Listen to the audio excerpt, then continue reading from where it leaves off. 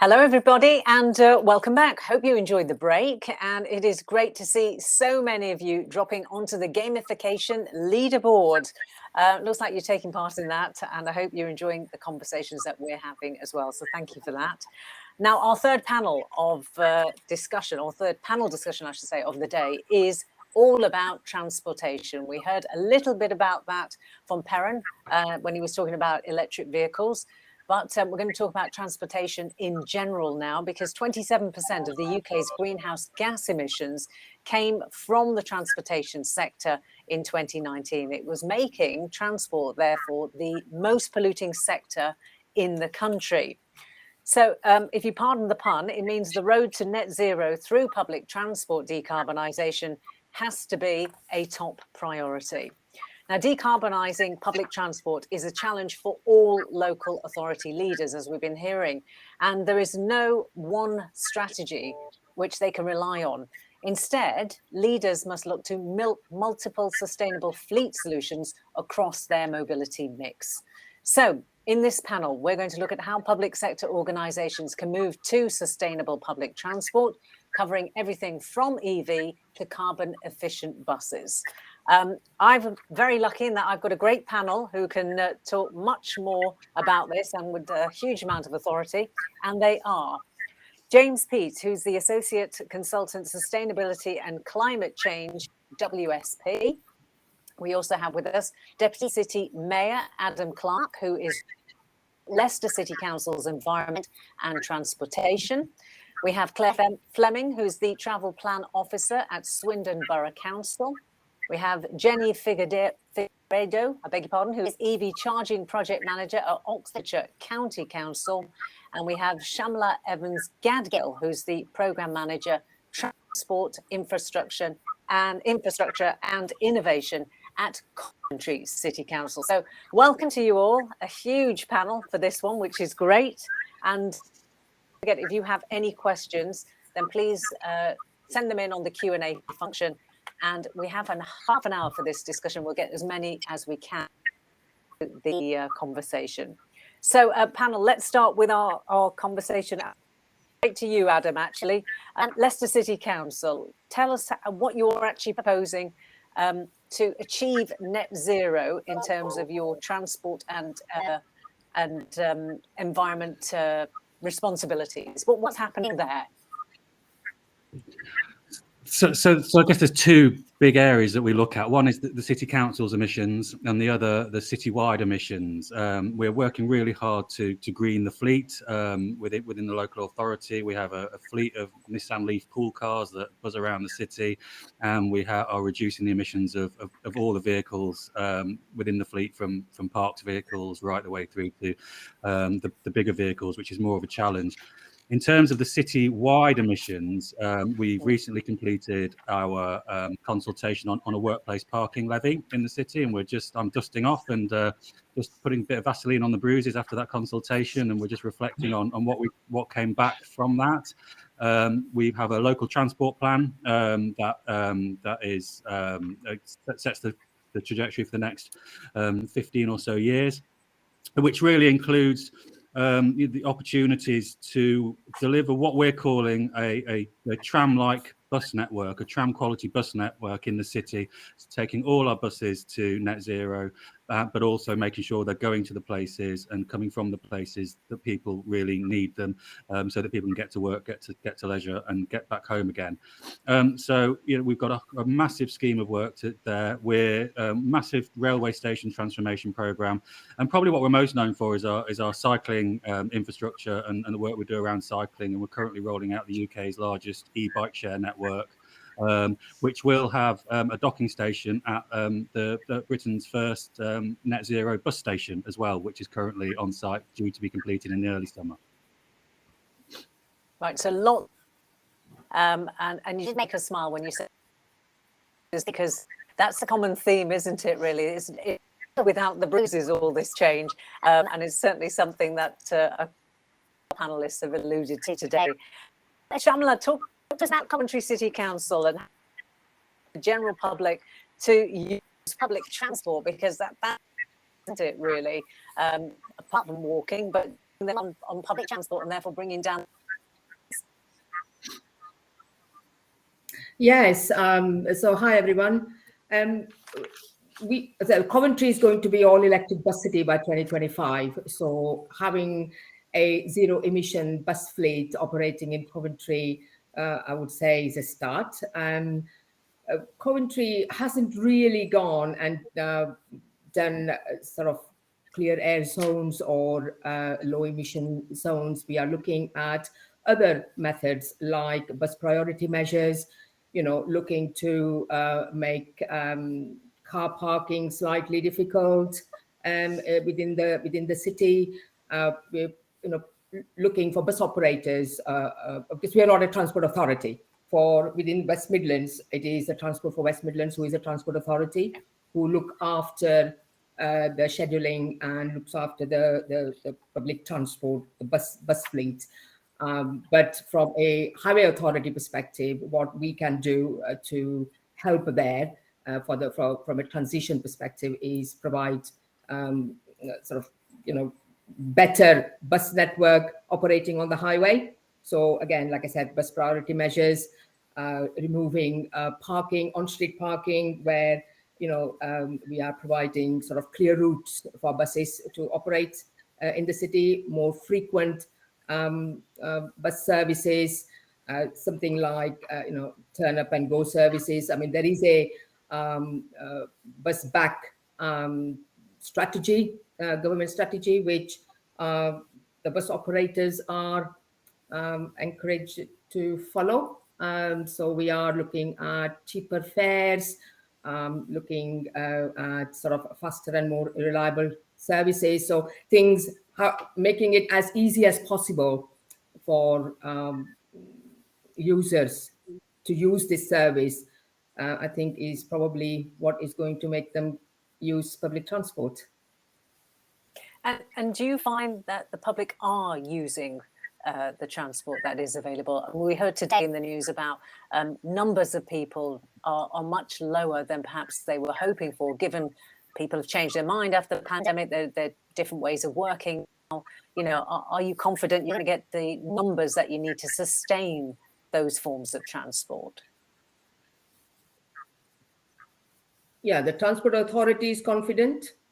Bus operators are confident. What happened during pandemic was, I mean, this was mentioned a week or so ago. We were asked not to use public transport. So it wasn't, the users didn't decide not to use it. We were actually asked not to use it. So now that it is all operational, it will take a little bit of time, but I think the numbers are increasing. And also the fact that we are doing hybrid working and so forth, I think overall the numbers are increasing. And well, my personal opinion, not Coventry City Council, personal opinion, I think we will see the numbers increase. I think there is more the desire to use public transport, because I travel through public transport and I see the numbers. I haven't seen anything, less. So I don't believe that it is going to stay stagnant or reduce. I think it will continue to increase. Okay, good. So we've heard about Coventry, we've heard about Leicester. Let's go to Oxfordshire, shall we? And Jenny, tell us about some of the projects that your team and indeed the council there are working on around sustainable transport. What are they?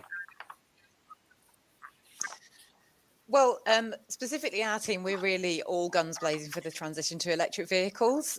We're obviously working on active travel and buses and things like that as well. But our team is really focusing on the infrastructure that will enable residents to switch to electric vehicles. Part of the reason we're so hot on that is because Oxfordshire is one of the fastest growing EV uptake areas in the country. We're a few years ahead of the UK average. And what we're putting our attention into really is putting EV infrastructure in all the right places to enable people to make that switch. And a lot of our focus, like a lot of other local authorities out there, is trying to meet the needs of that 30 to 40% that can't just easily install a home charger if they don't have a drive or somewhere private to park off street. So one of the solutions we're looking at there is my project Park and Charge Oxfordshire, where we're putting EV charging hubs in residential car parks so that people can park and charge overnight, pick their cars up in the morning. And we're rolling 20 of those out across the county as we speak. And then we've got another solution, alternative way people can charge at home, which is a very, very simple cable channel that goes in the pavement so that you can have a home charger and safely charge your car at curbside without causing a trip hazard. So we're kind of trying to avoid putting chargers on street because of all the costs and difficulties that can bring in. But yeah, just really trying to get a rollout of EV infrastructure ahead of the mass uptake that we're expecting to see in the next couple of years. So plenty to do, but we're looking at a really county-wide approach to make sure it's not just Oxford City that's got the infrastructure, the towns and villages can benefit as well. Yeah, and certainly in demand. And if anything, if we go by what Perrin would about that demand only increasing, as you quite rightly say, and lots of catching up, really. Talk to us about travel plans, because we're hearing exactly is it? So travel plans are things that are sort of more dealing with the behaviour change as opposed to the infrastructure of new developments. So we typically associate them with the planning process. So when a developer comes along and says, I want to build 3,000 houses on this plot of land, we will demand that they have a travel plan in place. So it's really about how are they going to encourage and promote their residents or workers if it's an employment development, or users if it's a leisure development. How are they going to ensure that there's promotion of the infrastructure that they're going to put in place as well? How they're going to make people use the buses, use the cycle paths, how they're going to incentivise that. So as I say, it normally comes through the planning process, but sometimes we encourage it voluntarily as well. School travel plans are a good example. So we're trying to encourage all the schools in Swindon to have travel plans so that the parents are on board and sort of avoiding all those issues that you get all the time with parent parking and creating a nuisance at school run time. And what about developers in particular, Claire? How are you encouraging them to take responsibility when it comes to decarbonisation? Because that's another big thing, isn't it? We see an awful lot of development going on around most of our towns and cities. Yeah, that's right. So we realised that a few years ago that travel plans weren't really working very well because there was a mismatch between a developer's needs. I mean, a developer of a housing development, for example, wants to come along, build the houses, sell them, move on to the next development. So they haven't got any long-term investment really beyond that in their development, whereas a travel plan should be across not only the time it takes to build the houses, but a real kind of long-term promotion going on, at least sort of 5-10 years beyond the building.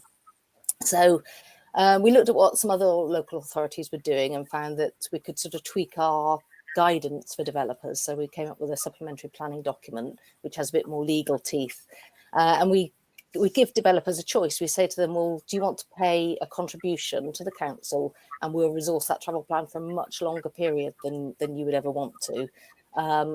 But it's not compulsory. If they don't want to do that, we can take a bond and make sure that they are doing what they say they will do in their travel plan. And if not, we will keep that bond to do the mitigation measures. So we had a really good reaction from developers to that. They were quite keen to pay up. So they've been, this came into force in 2020. So over the last 2 years, we've been starting to take some contributions for developments, and that enables us to resource a travel plan and sort of plan a bit longer term, and that brings quite a lot of benefits for that development. I think that was very good. They were quite keen to pay up, and I noticed James smiling at that point as well. So James, shall we? Because should we be tackling construction emissions more, perhaps? Yeah, I think it's a really interesting question. We focus often on the road user emissions. You spoke about the 27%, I think it is, from road users at the beginning. But obviously, when we're building new homes, as we've just been hearing about, or if we're building new transport infrastructure, be that the bus shelters that we've heard about as well. There are emissions associated with that as well.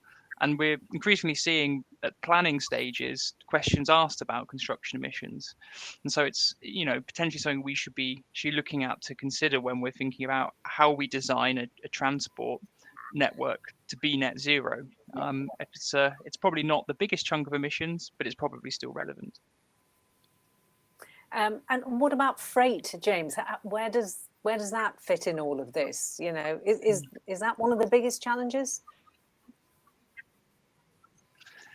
Yeah, I think we often talk about passenger transport. Maybe it's more exciting, perhaps, but there's a huge amount of goods moved around various networks, be it rail or be it on the roads. And from work I've been fortunate enough to be involved in, it looks like there isn't that much additional capacity available for freight on the rail network. And obviously we're all aware of challenges associated with building additional rail capacity. There's a big scheme happening somewhere which has planning challenges. Might be aware of it. So it might be difficult to put all of the goods we have onto the railways. Meanwhile, that leaves the strategic road network, and how are we going to get freight movements on there to be net zero? It's a difficult question, because as we've heard, EVs, everyone is expecting the uptake of EVs to continue and to, in fact, probably grow exponentially. But when you get to larger vehicles, the types of things that move goods around our country, EVs are a much more difficult proposition. The kind of size of batteries you would need become very, very large, and it becomes very difficult. So there's not necessarily a clear view for how we get freight movements decarbonised across, in terms of the surface transport. I think there's really interesting things that can be done in the local authority context around last mile, and potentially out of town hubs. But for big movements of freight over longer distances, there really is a challenge there, I think, and some interesting questions to be resolved. Okay, I'm going to push you, James. Yeah, certainly. So you can. And I was just going to say to James, I was going to ask what were those interesting aspects that could be used for the last mile, as he was saying, but maybe you're going to say that anyway, I'm guessing, with something on that.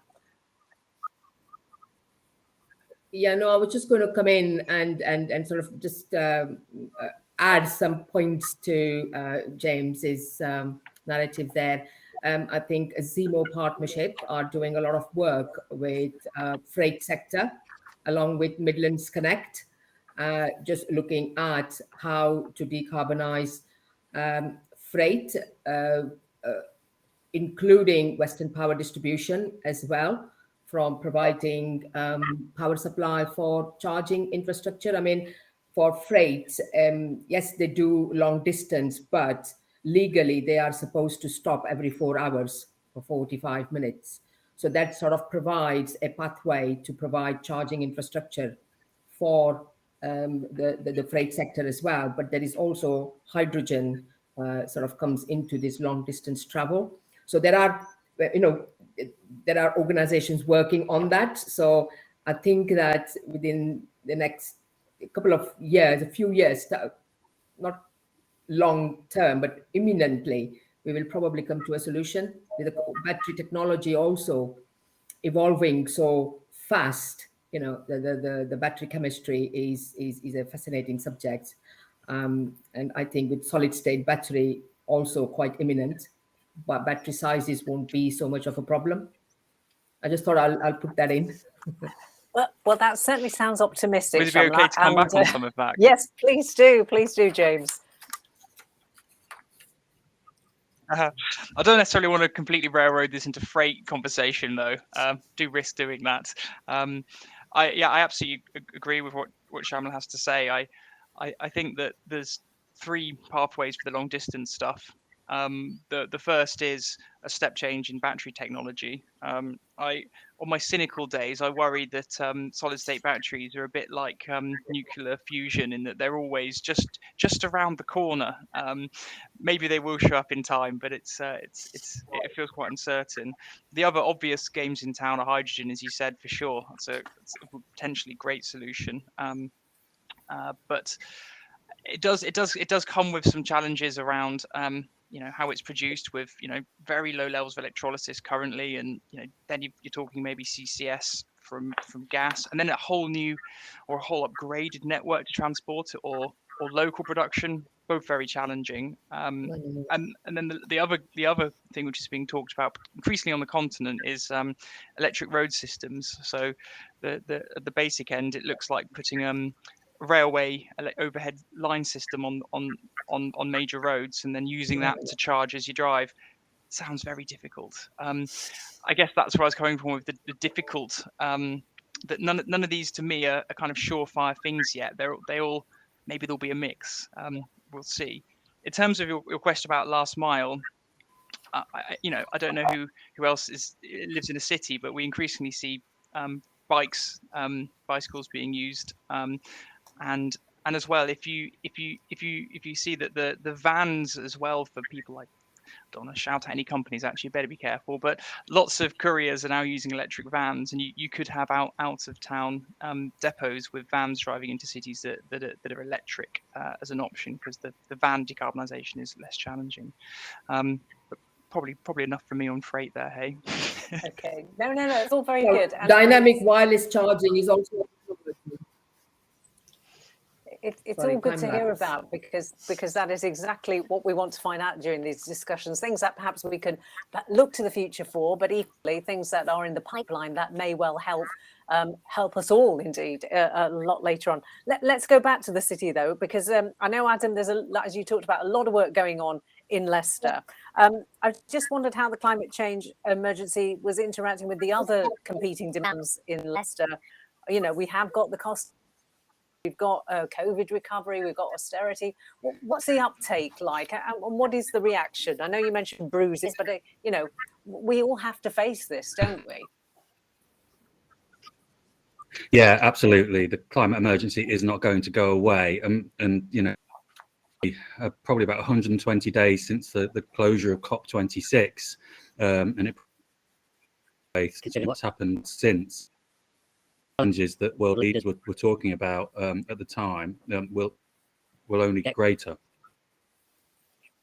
So, but that's a really it's a challenging message to get across during a cost of living crisis, where the problems around people are so much more immediate. But I think we've got to start talking about the co-benefits of saving money as well as saving carbon, and we've got to much more coherent in our messaging, in that it's actually not only protecting the Pacific Island, but it's also about protecting your home and your life and your children's lives as well. And I think so. From a transportation point of view, we've got three big city challenges. One being the other being the huge public health challenge around air quality, but also physical inactivity in the city that most affect deprived communities. And then we've got the challenge of city growth. We've got tens of thousands of new homes planned over the next 10 to 15 years in or just outside the city. And apologies to my EV. One of those homes has one electric private car. The city will still grind to a halt, whatever it's fueled by. So we need to be pushing through the transport hierarchy, pushing and active travel, as well as the private car, which there will always be a need for. But we do need modal shift because of climate change, but because of so many other reasons. Well, I'm going to let Jenny come back in on that, because you did say the uptake of EV vehicles, electric vehicles, certainly in Oxfordshire was a lot higher than the national average. So Jenny, do you want to that? Because it is about everything in the whole, isn't it? And we have got a whole heap of problems to climate change. Absolutely. I was just going to say, we quite often, because we've got such a strong focus on EV, which I think is right, because if you have to drive, it's still the best way to drive a passenger vehicle. We're often asked why we encourage people to drive at all. I don't think any of what we're doing is at odds with that. I wholeheartedly agree with Leicester City Council there. We need to get people to make less journeys in cars. I think we're trying to basically encourage people to drive less and drive better. So in our local transport plan, we're looking at reducing, I think, 1 in 4 journeys by car. I'd kind of like to see that reduced a lot more.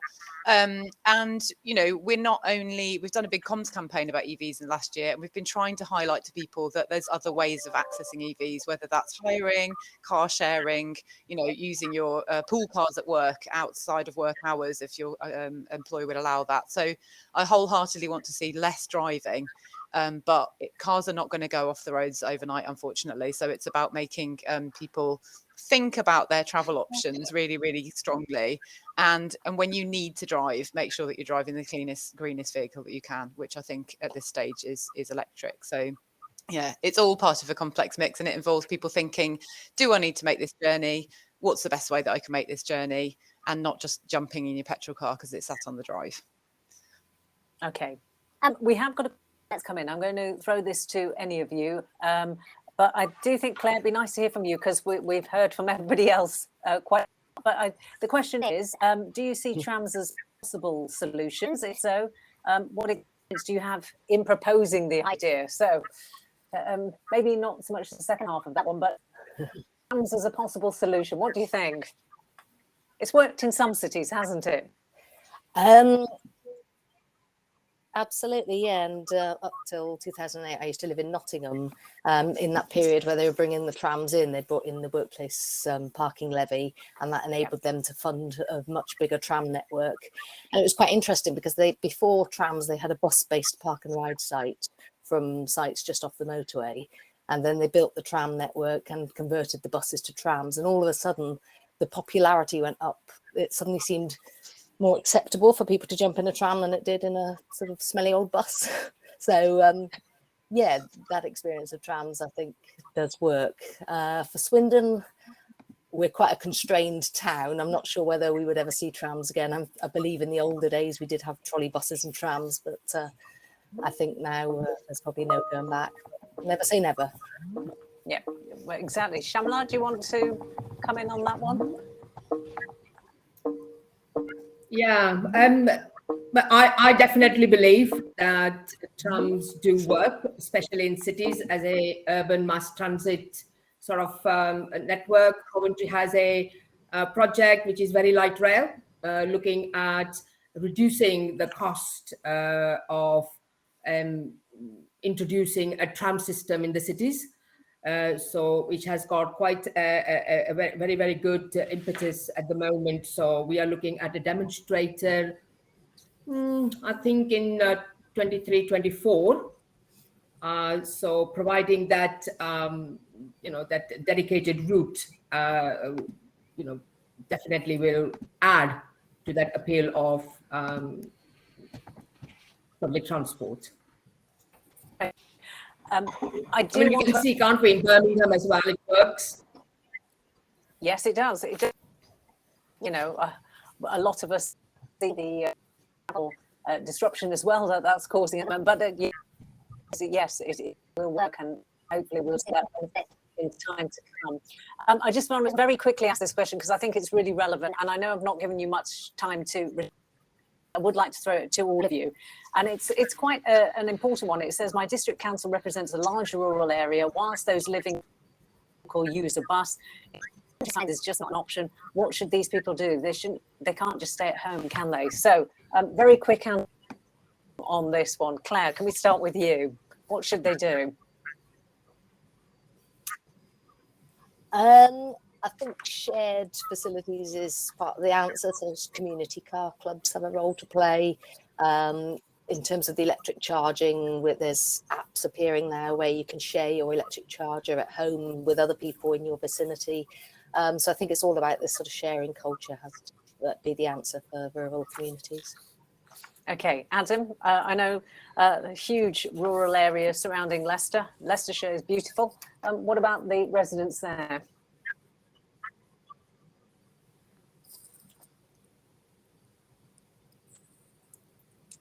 So, Adam, are you still with us? Okay, I don't think Adam could hear.